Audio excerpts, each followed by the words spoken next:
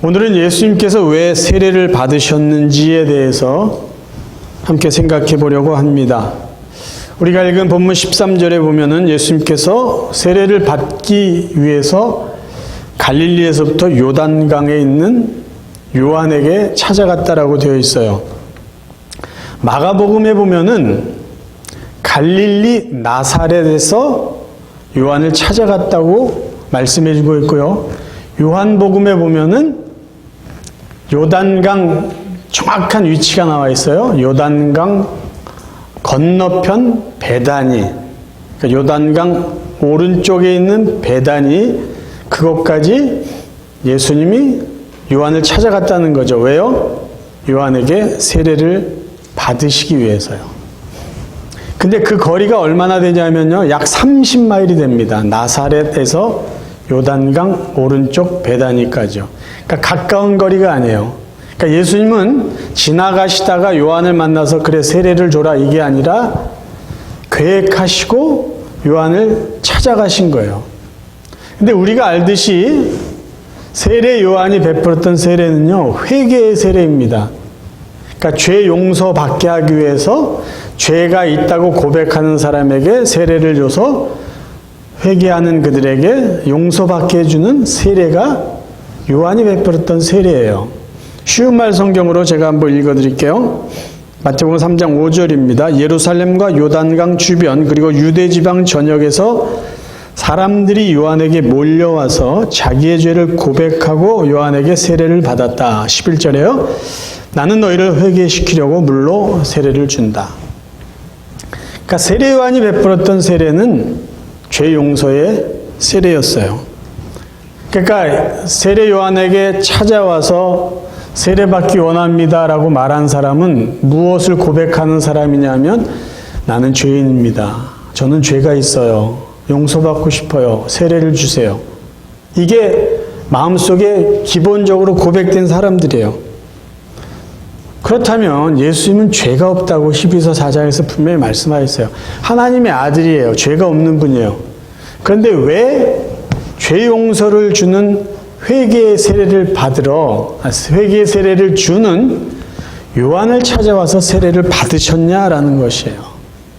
죄 없으신 분인데도 불구하고 회개의 세례를 베푸는 요한을 찾아와서 그 먼 길에서부터 왜 요한을 찾아와 그에게 세례를 받으셨을까요?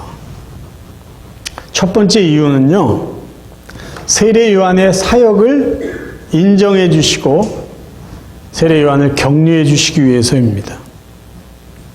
예수님이 세례를 받으셨다는 건 단순히 겸손함의 모습이 아니에요. 자, 여러분 가정해 보십시다. 세례 요한이 요단강 저쪽에서 세례를 베풀어요. 회개하라.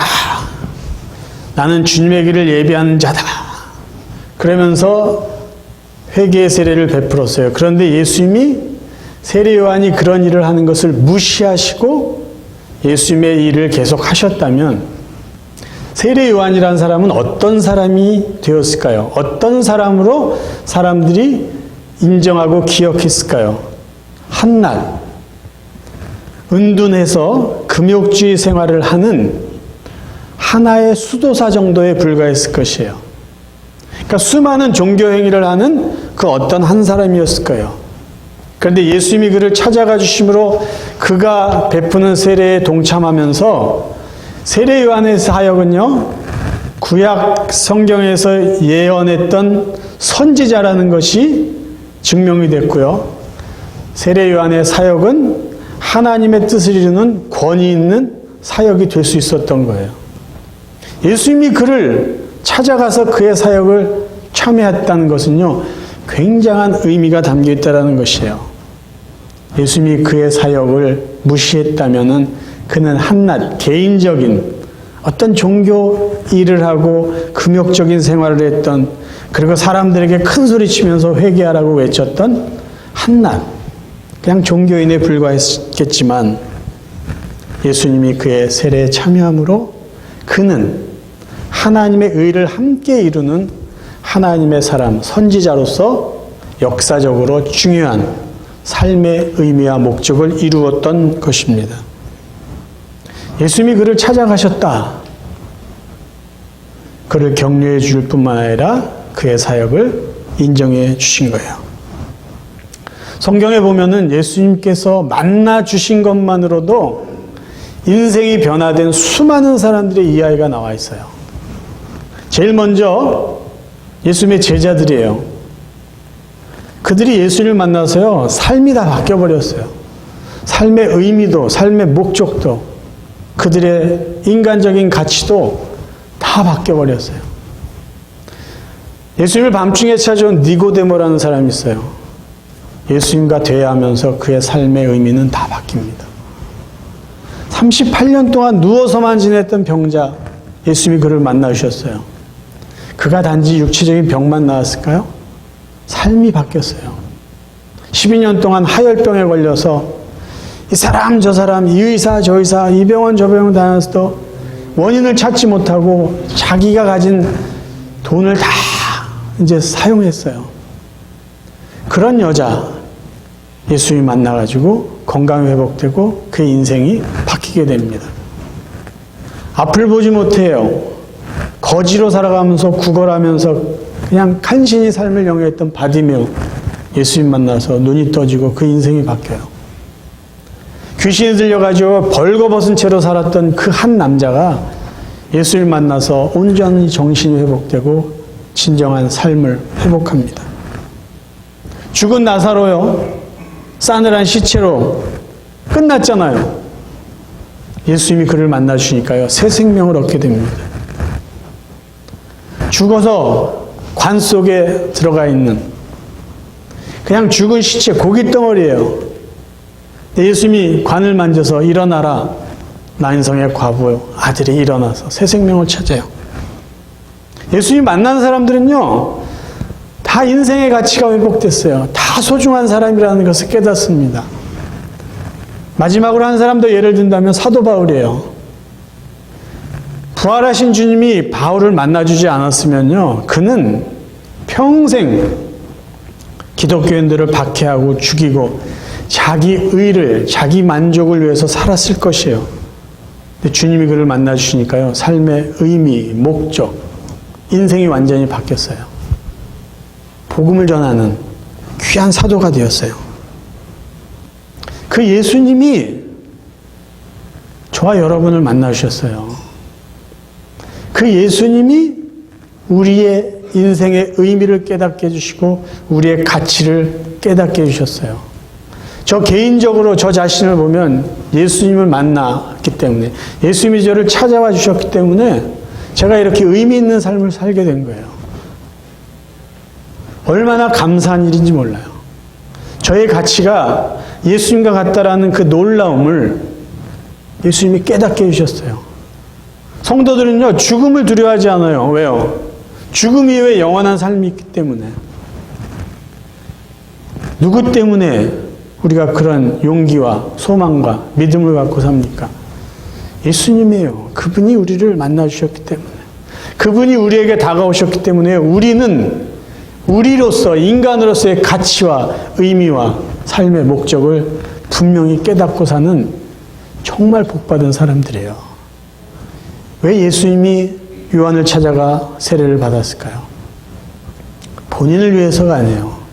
세례 요한을 위해서. 그의 삶의 의미를, 사역의 의미를 회복해 주시기 위해서였어요. 두 번째, 예수님께서 요한에게 세례를 받으신 이유는요, 인간의 죄 용서를 위한 죽음과 부활이 있다는 것을 알려주시기 위해서입니다. 세례에는요, 아주 깊은 의미가 있어요.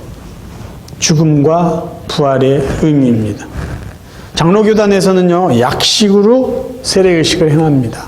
물을 뿌리던가 아니면 손에다 목회자가 물을 떠서 세례에 참여한 사람 머리 위에 물을 이렇게 적시는 거.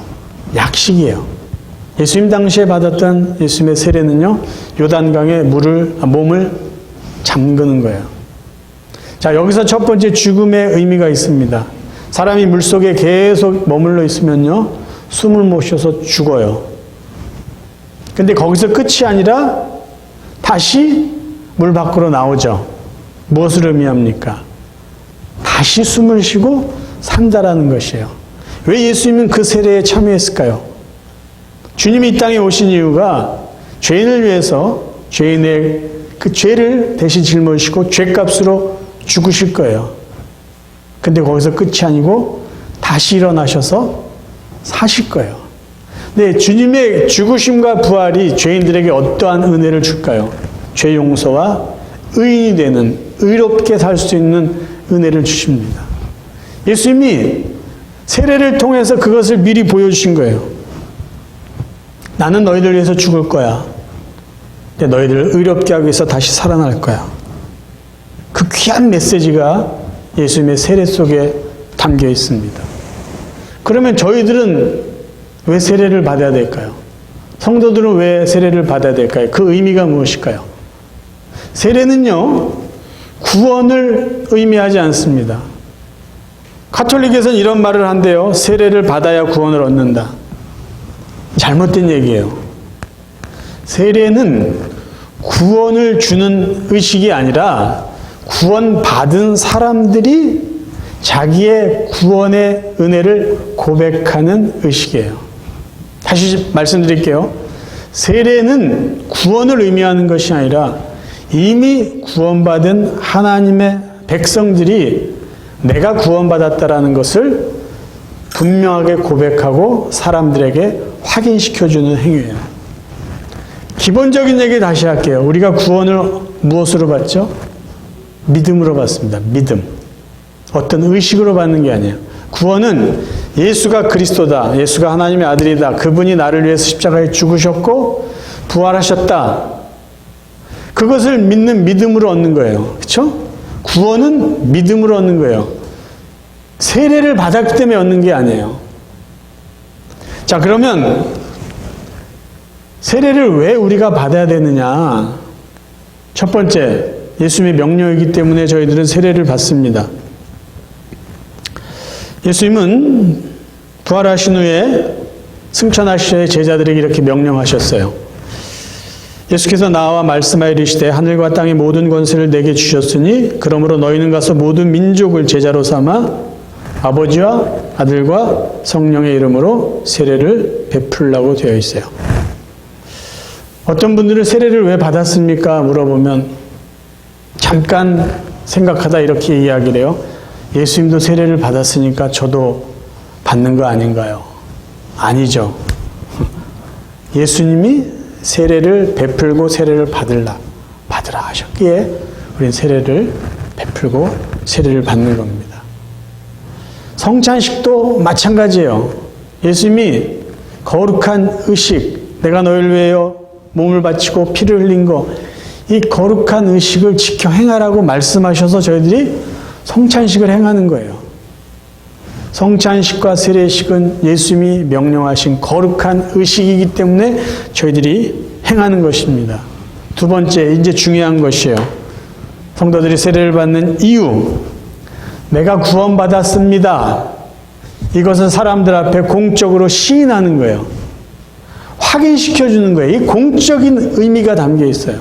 그 다음에 동시에 헌신을 약속하는 겁니다.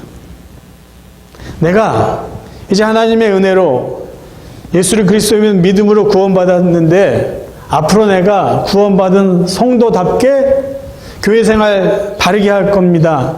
신앙생활 정확하게 하겠습니다라고 약속을 하는 거예요. 누구한테요?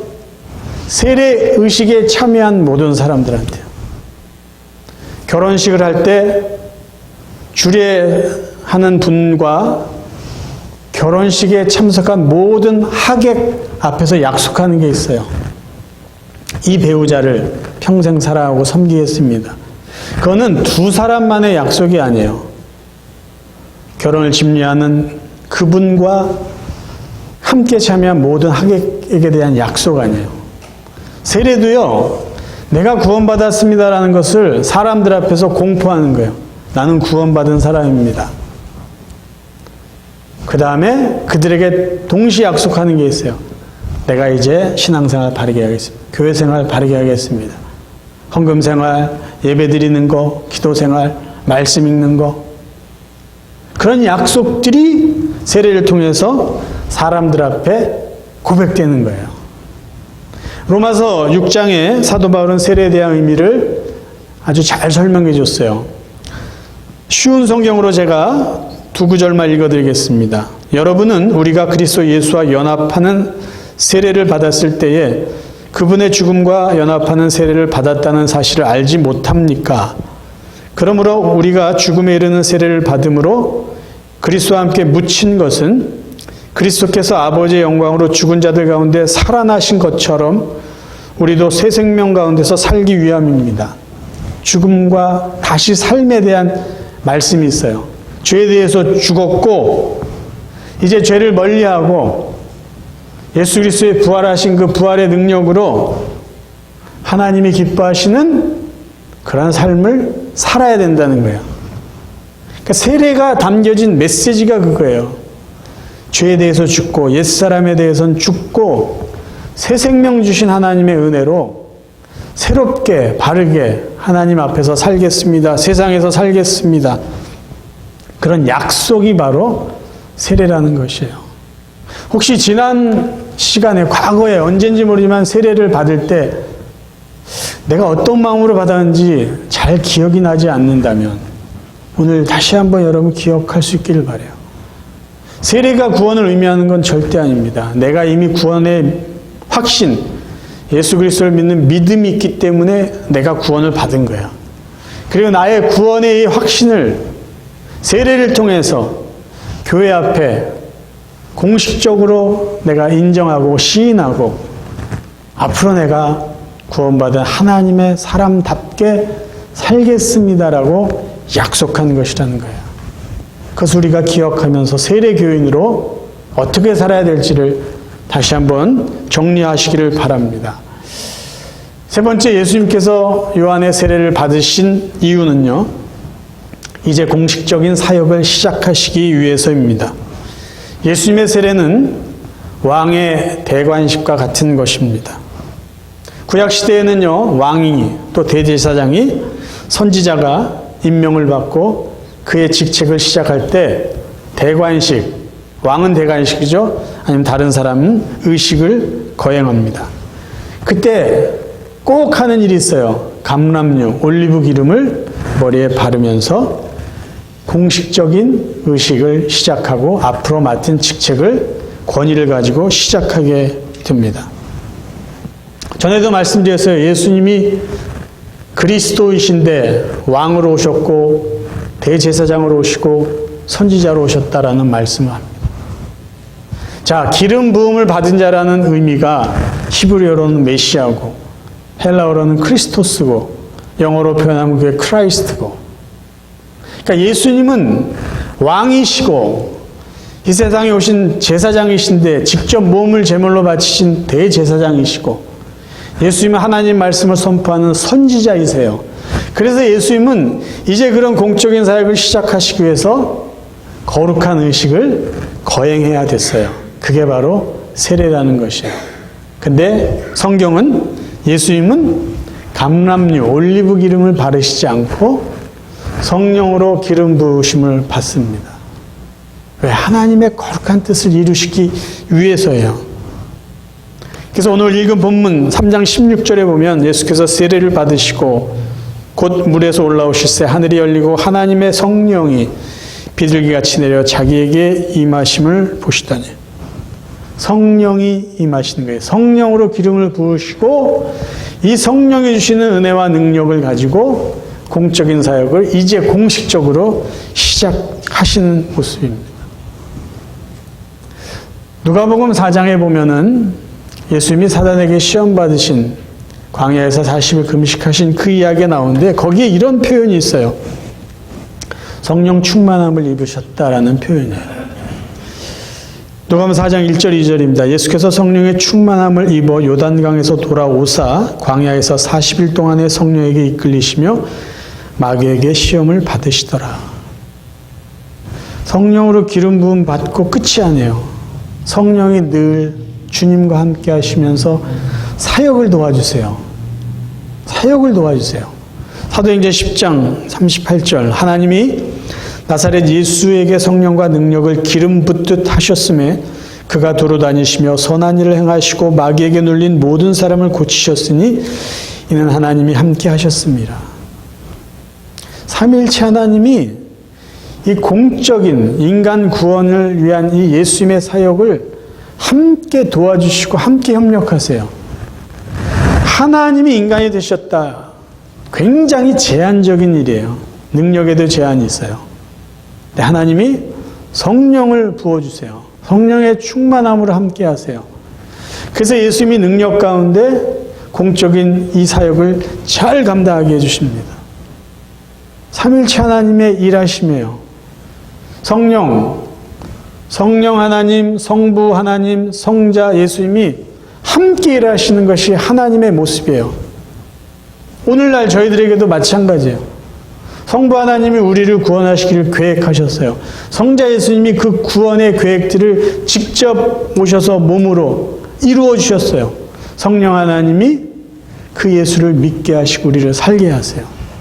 삼위일체 하나님의 일하시는 모습이에요. 근데 여기 오늘 본문에 보면 한 가지 더 놀라운 사실이 하나 있어요. 하나님 아버지께서 아들 예수 그리스도를 축복하셨다는 말이에요. 하늘로부터 소리가 있어 말씀하시되 이는 내 사랑하는 아들이요 내 기뻐하는 자라 하시니라. 왜 하나님께서 이런 정말 칭찬의 말, 격려의 말, 축복의 말을 해주셨을까요? 정말 우리가 인간적으로 이해해도요, 아들이 하늘 보좌를 버리고 인간이 되셨어요. 나약한 인간이 됐어요.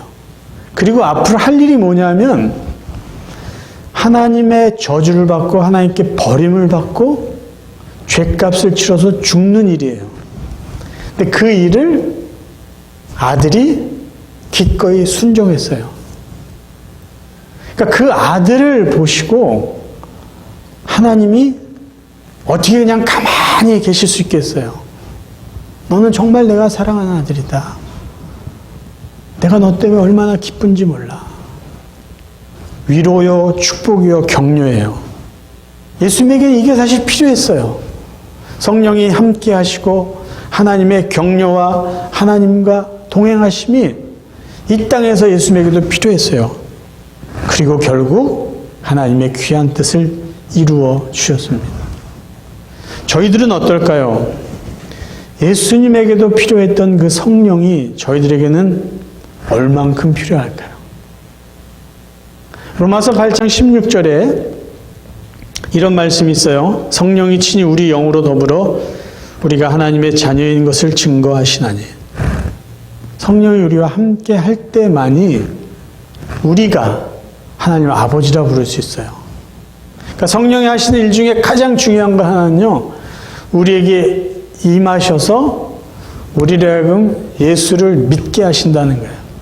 그래서 여러분, 믿음조차도 하나님의 은혜다라고 말할 수 있는 것은 바로 이 부분이에요.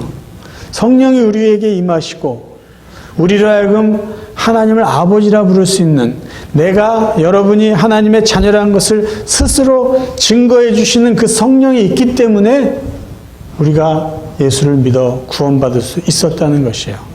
이것을 성령 세례라고 말합니다. 성령 세례.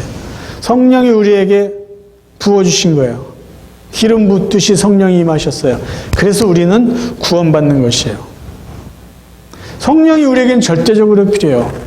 예수님에게도 정말 성령이 함께 하심으로 그 일을 이루어주신 것처럼 우리들의 삶에 구원받은 하나님의 백성으로 살고 이 땅에 살아갈 수 있는 은혜는 성령이 우리에게 임하실 때만이 가능하다라는 것이에요. 우리가 잘 아는 사도행전 1장 8절, 오직 성령이 너에게 임하시면 권능을 받아요. 그때 우리에게 어떤 일이 일어납니까? 예루살렘과 온 유대와 사마리아 땅끝까지 이르러 하나님의 증인이 될 수 있어요. 증인. 예수 그리스도를 증거하는 증인이 될 수 있어요. 저는 전도하는 게 어렵습니다. 어색합니다. 그렇다면 우리가 먼저 신경 써야 될 게 뭐냐면요, 성령이 저를 다스려 주십시오. 그걸 먼저 신경 써야 된다는 거예요. 성령이 주신 능력이 우리를 복음의 증거자로, 복음을 자랑할 수 있는 사람으로 사용하실 수 있어요. 또 하나, 우리들의 삶이 세상이 너무 악한데, 타락했는데 그래서 우리들의 육체대로 살려고 자꾸 우리를 유혹하고 넘어뜨리려고 하는데 그것을 거스리고 하나님이 기뻐하시는, 성령이 기뻐하시는 대로 살아갈 수 있도록 도와주는 분이 바로 성령이라는 것이에요. 갈라디아 5장 16절 내가 이르노니 너희는 성령을 쫓아 행하라. 그리하면 육체의 욕심을 이루지 아니하리라. 얼마나 우리의 육체가 우리를 감정적으로, 육체적으로, 육감적으로 살라고 유혹합니까?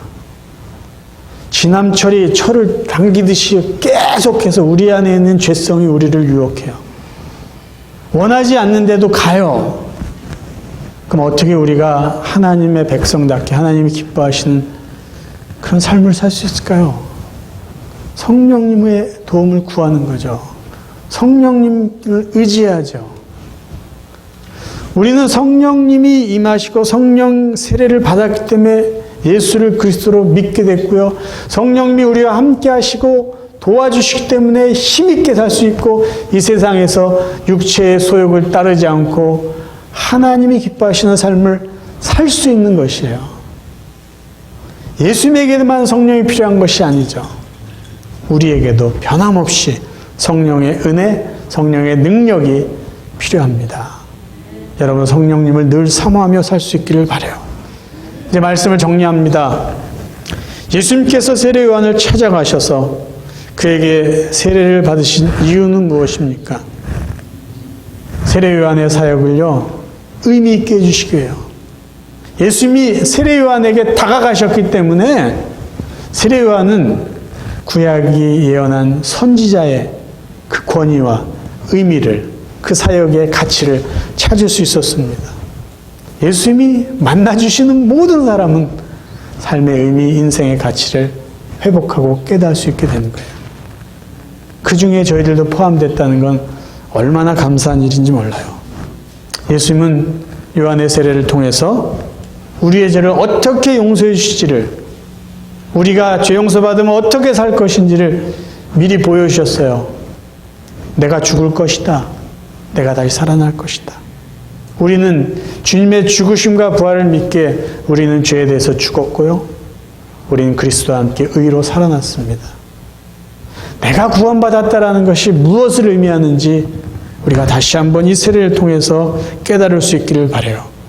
예수님이 세례 요한의 세례를 받으신 이유는 이제 하나님의 뜻을 이루시기 위해서 공적인 사역을 시작하시기 위한 대관식과 같은 것이에요. 근데 중요한 것은 삼위일체 하나님은 하나님의 거룩한 뜻을 이루기 위해서 함께 일하셨습니다. 혼자 일하시지 않았어요. 그리고 마침내 그 귀한 뜻을 이루셨어요. 그 성령님이 우리에게도 함께 하시고 우리를 거룩하게 살게 하시고 우리를 통해서 하나님의 뜻을 이룰 수 있도록 오늘날도 우리와 함께 하시는 성령 하나님이십니다. 사랑하는 성도 여러분, 이제 저와 여러분의 남은 삶이요, 정말 그 높고 높은 영광스러운 하늘나라에서 이 낮고 천한, 미천한 우리를 찾아오신 예수님, 그래서 내가 누구인지, 내가 얼마나 소중한 존재를 깨닫게 하신 그 예수 그리스도께 다시 한번 감사드리고, 이 세상을 살아가는 이 남은 시간들을 여러분 혼자 너무 애쓰지 마세요. 혼자 너무 마음고생하지 마세요. 혼자 너무 죄와 싸우려고 하지 마세요. 성령님께 도움을 구하고 성령님이 채워주시고 성령님이 이끌어주신 대로 살아가면서 이 남은 삶이 날마다 승리하는 귀하고 복된 성도들 되시기를 주님의 이름으로 축원합니다.